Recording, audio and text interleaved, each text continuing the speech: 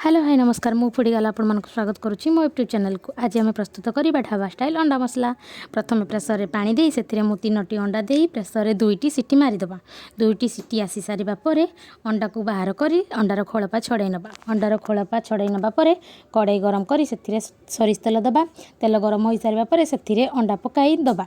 से लंका गुंड टिके मध्य दबा कारण अंडाटीर कलर भल देखा जाई थाए। अंडाटी भल भाव भाजी हो सारिबा परे सही कड़ाई रे अल्प मात्रा सरिष तेल देबा परे गरम हो सारा परे जीरा पकाई दबा।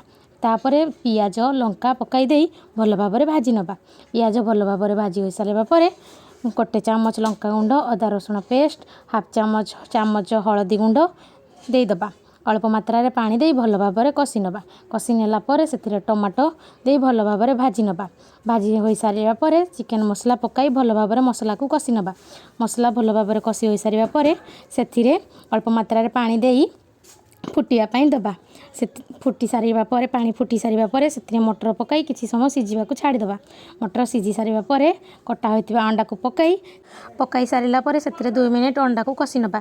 अंडा भल भाव कषि हो सारिबा परे से गरम मसला कस्तूरी मेथी धनिया पत्र पकाई गैस ऑफ कर दबा। एही अंडा मसला को आमे रोटी धरी खाई परिबा।